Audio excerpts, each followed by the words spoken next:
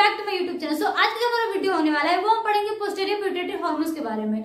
So without wastage of time चलते हैं अपने टॉपिक की तरफ। देखो पोस्टीरियर पिट्यूटरी हार्मोन्स पहले तो ये जान लो, कोई भी चीज सीक्रेट नहीं करता है, इसमें पहले से स्टोर होता है और जब टाइम आता है तो ये रिलीज करता है। ठीक है, यानी posterior pituitary hormones only store and release from here, यहाँ से बस स्टोर होगा और जब जरूरत होगा तो यहाँ से रिलीज हो जाएगा। ठीक है, उसके बाद under direct control of hypothalamus, hypothalamus के डायरेक्ट कंट्रोल में होता है ये, यानी हाइपोथैलेमस जो इसका है कमांड करता है इसको, जब चाहेगा ये तब यहाँ से हार्मोन्स रिलीज करवा सकेगा, जब जरूरत नहीं होगी तो ये क्या करेगा, हार्मोन्स को रिलीज नहीं करने देगा। ठीक है, उसके बाद देखो पोस्टीरियर पिट्यूटरी हार्मोन्स में दो हार्मोन्स के बारे में पढ़ेंगे, एक तो एडीएच और दूसरा ऑक्सीटोसिन, यानी कि एंटी डायरेटिक हार्मोन्स। ये क्या करते हैं पहले इसके बारे में पढ़ लेते हैं फिर इसके बारे में पढ़ेंगे। ठीक है, एडीएच यानी कि एंटी डायरेटिक हार्मोन्स, ये क्या करते हैं, ये एक वैसोकॉन्स्ट्रिक्टर होता है, यानी कि ये जो हमारा ब्लड वेसल्स होता है उसको कॉन्ट्रैक्ट करके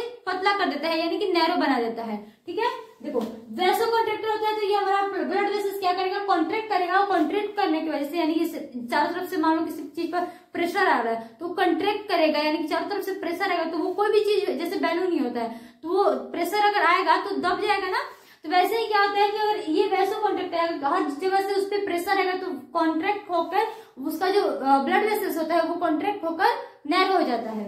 ठीक है, उसके बाद आता है हमारा water reabsorbs from DCT and collecting duct of nephron of kidney, यानी कि देखो वैसा तो है नहीं कि जितना भी हम पानी पीते हैं सारे यूरिन के फॉर्म में बाहर निकाल देते हैं, क्या करता है यहाँ पे किडनी हमारा काम करता है, किडनी फिल्टर करता है और जितने भी हमारे यूरिन में पानी गए हैं उसको एब्जॉर्ब कर लेता है। गलती से अगर डीसीटी में चला गया या फिर कलेक्टिंग डक्ट में चला गया तो वहां से भी पानी को खींच के वापस रीअब्जॉर्प्शन कर लेता है। जैसे देखो ये हमारा कलेक्टिंग डक्ट हुआ, ठीक है, ये कलेक्टिंग डक्ट हुआ, यहाँ से डीसीटी आया, यहाँ से भी डीसीटी आया, फिर इसमें यहाँ से डीसीटी, यहाँ से डीसीटी, यानी कि जितने भी नेफ्रॉन होते हैं ना सब कलेक्टिंग डक्ट में आकर खुलते हैं। तो यानी इसका जो नेफ्रॉन है इसका डीसीटी आकर खुला, ये दूसरे का डीसीटी आकर खुला, ये तीसरे का, मतलब बहुत सारे जितने भी होते हैं डीसीटी आकर सब क्या होते हैं कलेक्टिंग डक्ट में खुलते हैं। ये है हमारा कलेक्टिंग डक्ट, सीडी लिखते हैं। ठीक है, और ये होता है हमारा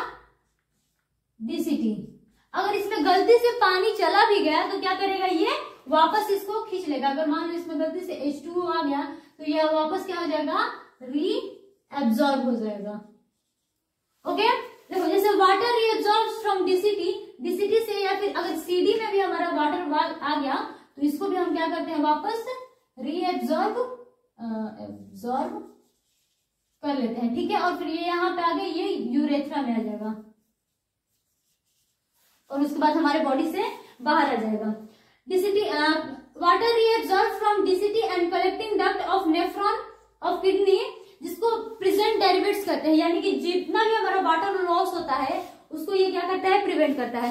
तो जितना पानी पिए अगर उतना यूरिन के फॉर्म में बाहर निकल गया पानी तो फिर हमें क्या हो जाएगी, पानी की कमी हो जाएगी। इसलिए किडनी क्या करता है, यानी किडनी की तरफ से जो नेफ्रॉन होता है ये फिल्टर करता है और उसके बाद जितने भी हमारे एक्स्ट्रा यानी कि जितने भी हमारे वाटर होते हैं उसको क्या करता है, अगर गलती से चला भी गया हो तो उसको वो क्या करता है, रीअब्सॉर्ब कर लेता है। ठीक है, अब देखो ऑक्सीटोसिन के बारे में पढ़ेंगे। Act on smooth muscles of uterus, यानी कि यूट्रस के जो स्मूथ मसल्स होता है उस पर एक्ट करता है और विग्रस कॉन्ट्रैक्शन करवाता है, जिसकी वजह से क्या होता है, चाइल्ड बर्थ होता है।